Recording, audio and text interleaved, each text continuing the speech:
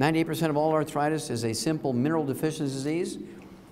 Only 2% of arthritis is rheumatoid arthritis caused by an infection that's curable in 2 weeks. You can cure rheumatoid arthritis in 2 weeks with antibiotics. We've known that for 70 years.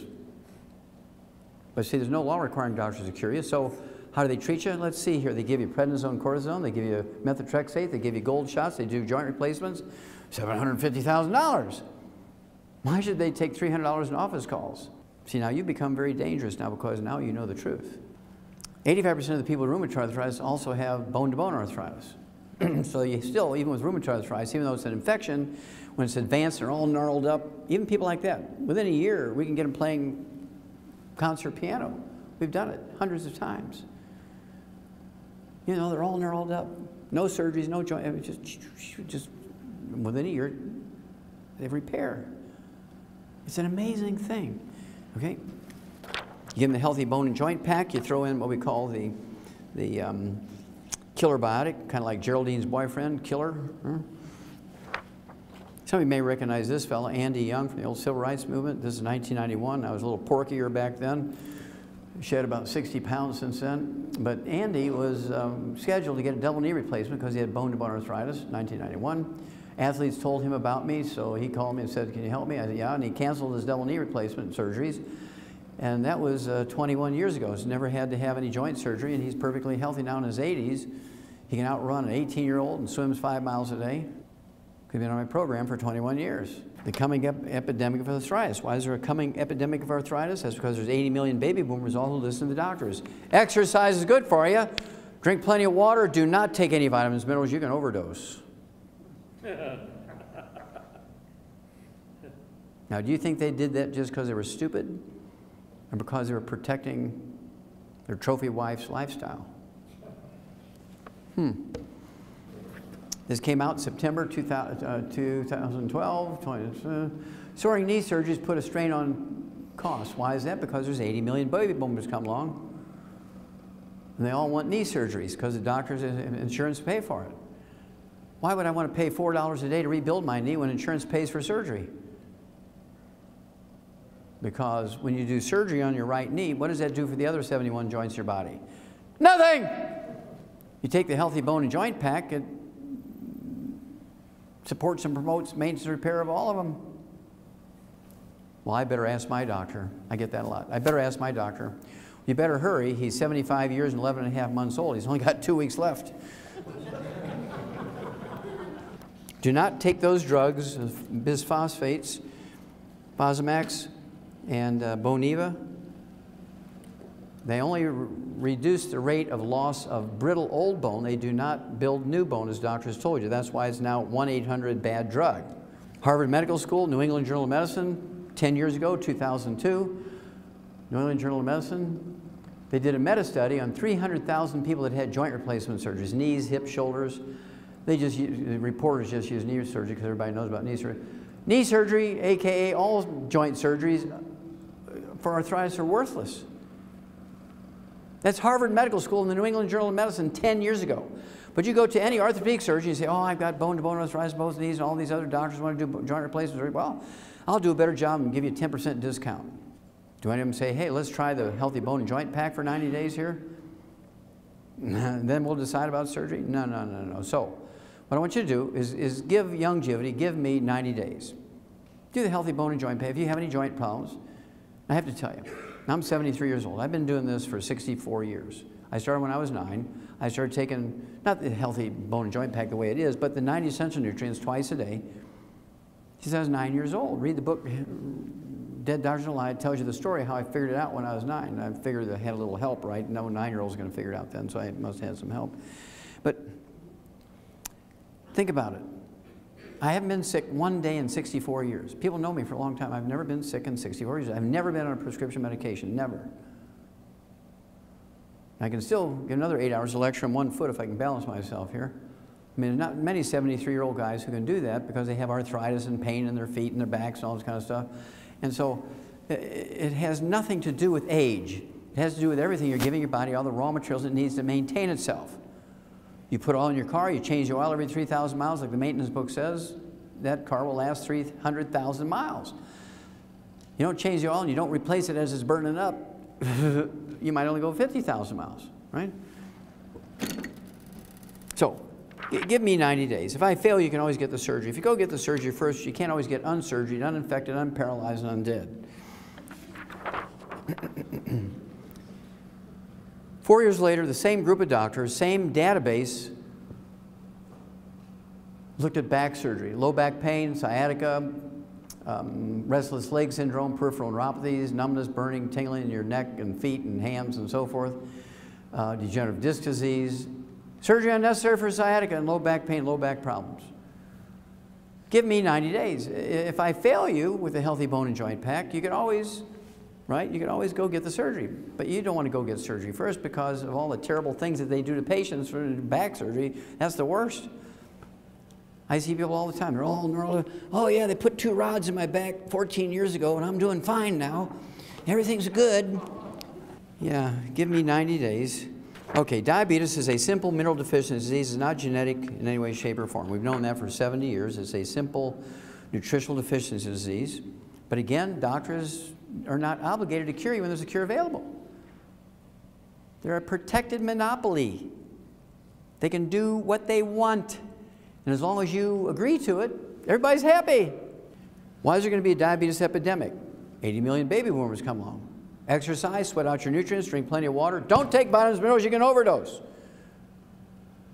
I must hear that 1,000 times a day if I hear it once. I don't know who to strangle first, the patient or the doctor. And here's why you'll be burying your children. Wall Street Journal, April of this year.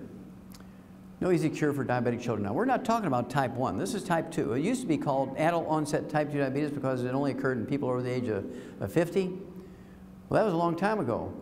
In 1963, people under the age of 5 never got type 2 diabetes, but look, following the doctors and the government's instructions, eat whole grains, don't eat fat, eat, plenty of exercise, don't supplement. Look what happened. See, if the doctors were right and the government was right, the chart should look like that again. Following their instructions, doing what they say, this is what you're getting.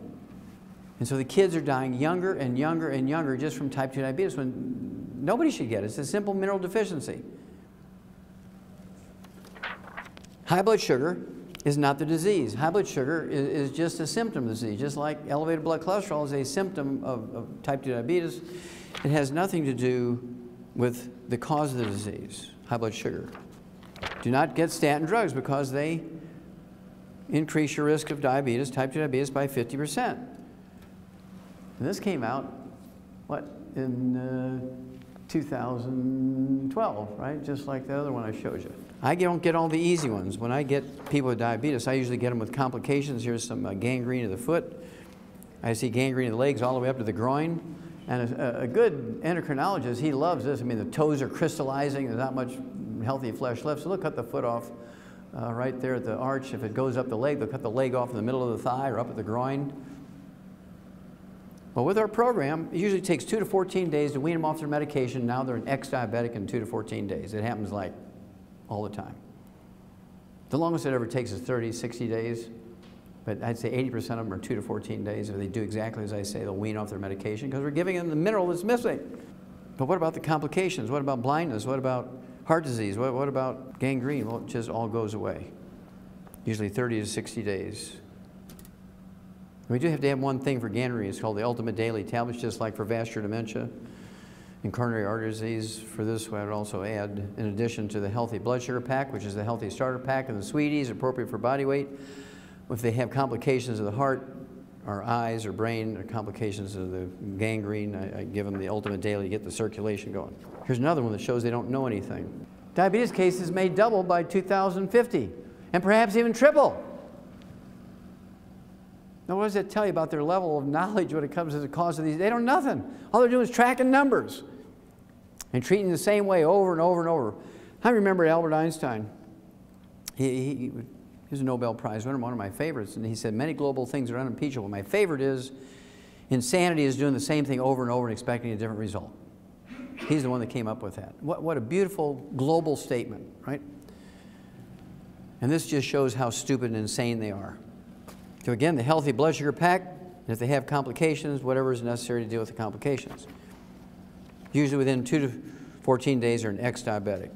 So if it's not cholesterol that plugs the arteries, what is it? It's inflammation caused the arteries by eating fried foods and eating oils and processed meats with nitrates and nitrites. All the things that turn into trans fatty acids, even at room temperature. You go to a restaurant, well, we're very careful to ask, we want salad, but we want it dry. We don't want any dressing on it. You know, when I go to a restaurant, I have all my eggs poached.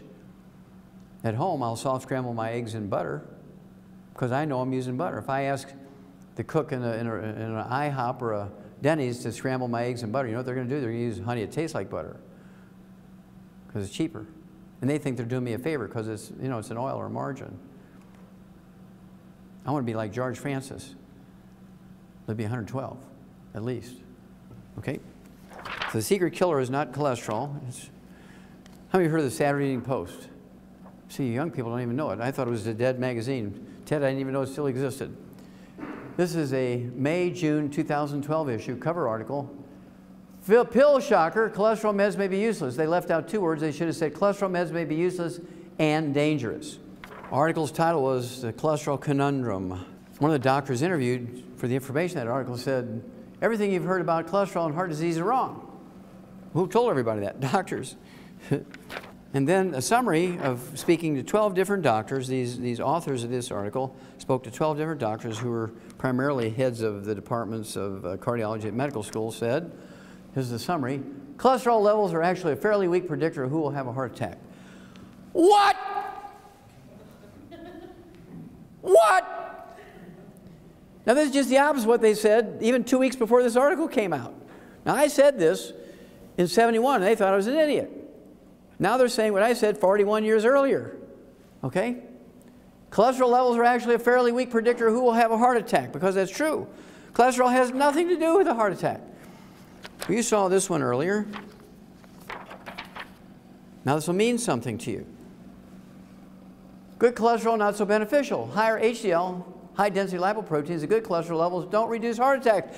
Lowering your cholesterol of any kind, good or bad, doesn't reduce heart attacks because none cause it. You spent $1 trillion a year for 50 years for nothing. You spent all that money and all that energy and all that consideration and eating stupidly, and you're ranked 92nd in the world in healthfulness, 60th in longevity. That's what you got for following the doctor's instructions. All these illiterate people out there doing just the opposite of what doctors say, just because they're illiterate, live to be 112. Pediatricians want in on the largesse now. They want to get the kickbacks too, so they're going to start giving 8-year-olds statin drugs to lower their cholesterol, because they think if we lower the cholesterol levels in kids 8 years old, we'll prevent heart disease in adults. And what you're going to say is, no! Do not let them give your kids cholesterol-lowering drugs, because they will die before they're 20 and you'll be standing at a gravesite burying your children. And the last thing I'm going to share with you is my favorite article on cholesterol. We'll talk about high blood pressure and I'll be done. This is the last one on cholesterol, but it's my favorite article on cholesterol. Normal cholesterol in an 88-year-old man, let's call him Frank, who eats 25 eggs a day. Published in the New England Journal of Medicine. This is not a big study, this is a case report, but it's very valuable. This guy, Frank, goes in 88 years old for his annual physical, and Dr. Kern, who's a clinical doctor in the outpatient clinic at Harvard Medical School, which teaches young doctors how to be doctors, and that's scary. And Dr. Kern comes to Frank and says, look, you're in pretty good shape for 88 years old. Man, we couldn't find anything wrong with you. I'm going to reward you. I'm going to give you a prescription of Viagra. And so Frank stands up and kind of lifts up his belt, and throws his shoulders back and says, well, I'm pretty good in that area. I don't need no Viagra. So the doctor says, really? What do you do? What do you do to be good in that area? He says, well, I eat 25 eggs a day. And the doctor says, what? The doctor's having a heart attack. What? You eat 25 eggs a day? So the doctor runs back into the lab and he reruns it himself. He couldn't believe the numbers. So he comes back and says, well, your blood cholesterol is 190 without medication. And why do you eat 25 eggs a day? He says, well, it makes me more studly. Now I want you to think about it. How many of you have heard of estrogen and progesterone? Okay, that's 2 steroid hormones. How many of you heard of adrenal hormones? Okay, that's another steroid hormone. How many of you heard of testosterone? It's another steroid hormone. Those 4 hormones are steroid hormones. And they're 95% by weight cholesterol. So you go on a cholesterol restricted diet, you take cholesterol lowering drugs, and there ain't nobody home anymore.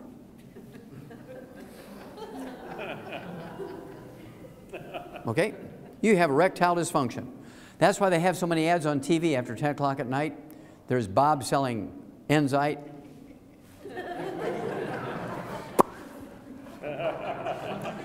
And the one I really love is Cialis. You know, this couple on the beach in the bathtubs? Now their genetic line is going to die out. They're very stupid. You got to be in the same bathtub before there's the right moment. I mean, 2 slabs of cast iron in between, it ain't nothing going to happen. No matter how good your erection is, right? Now, so, eat 6 to 8 eggs a day. And, you know, Ted's and his wife Nasima and Brandy, they always eat with me a lot on the road. When I go to these places, I'll have a big steak. If it's breakfast time, I'll have 4 eggs that are poached with a big hamburger patty or breakfast steak. And you can see all the people in the place are eating their organic multigrain waffles looking at me. And they don't even know it. They're dead men walking. So you take your 90 essential nutrients. We actually have an aphrodisiac called Drive. It's a little capsule. And the main ingredient is an herb in it. It's an Asian herb called Harney goatweed. It's a great little herb called Drive. We add that to our, I'll tell you a couple of other things, a lot of fun. Okay, the stealth killer, high blood pressure, is a simple mineral deficiency. High blood pressure is not genetic in any way, shape, or form. Even in the black community, it's not genetic. Millions don't manage blood pressure. Well, that's because they're treating symptoms. They're not dealing with the cause. Cause is a mineral deficiency. Salt has nothing to do with high blood pressure. What's the first thing a good farmer or rancher puts out for his livestock in the pasture? A salt block or salt lick, right? There's nobody out in that pasture telling a cow she's limited to 1 lick a day, is there? I refuse to believe my human patients are dumber than a cow.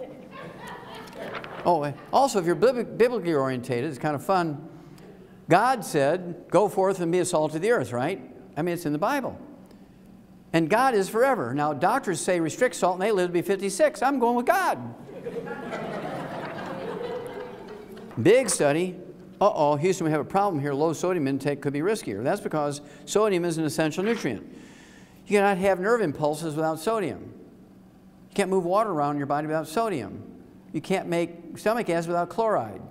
Chloride and sodium are probably the most common of all the mineral cofactors necessary for enzymes and genes to work. Uh-oh, Houston, we have a problem. Now, while this study was designed to deal with high blood pressure in the black community, because doctors convinced the black community that high blood pressure is genetic in them, this also is true for whites and blacks and yellows and reds and oranges and everybody, right? What they did was go from Loyola University in Chicago and Oxford University in London to Nigeria. They wanted to go up in the mountains of Nigeria and find some tribal guys that had normal blood pressure. They could take their blood samples and they make a vaccine come back, genetically engineered thing, injected in every black man, woman, and child, and get rid of their high blood pressure that way.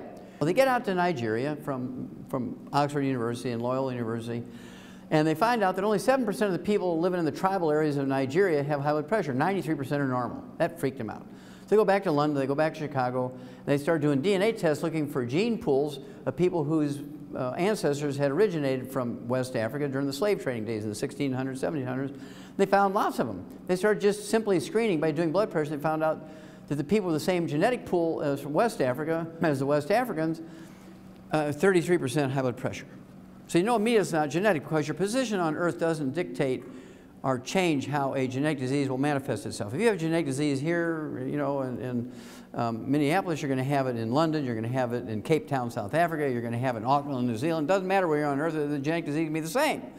So when there's a 5 times difference here between where you live, you know it's not genetic. Well, they didn't like that. So they gathered up more blood samples from Nigeria, more blood samples from all over the world, from people who had originated from Nigeria, their ancestors, during the slave trading days. And they got in the geneticists, and they got in the cardiologists, and the blood pressure people, and all this stuff, and they studied for 6 years. And in 2005, January 2005, they came out with the final results of the study. Remember, doctors want you to believe that it's genetic. This is published in the British Medical Journal, which is their version of the Journal of the American Medical Association, very well respected around the world. And here's what they said. Hold on to your hats. High blood pressure in blacks, not genetic. High blood pressure in white's not genetic. High blood pressure in yellow's not genetic. High blood pressure in red's not genetic. It's not genetic to anybody. It's a simple mineral deficiency disease. Now, how many of you in this room, particularly the black individuals in this room, how many of you had your doctor send you an email in 2005 saying, "Praise God, we just learned that high blood pressure in black's not genetic. You just take the Healthy Start Pack and the Ultimate Daily Tablets, blood pressure goes away in a couple of weeks. Hallelujah!" Anybody get that? I speak to black churches all the time. They've never heard of that. You know how many black men have died in the last 7 years because they didn't get the information? Over 100,000 from a high blood pressure stroke. Somebody needs to go to jail. But they won't because they're a protected monopoly. So how do we deal with this? We tell people ourselves. We share this information and get people to do things for themselves. They won't need doctors. And here comes the fun part.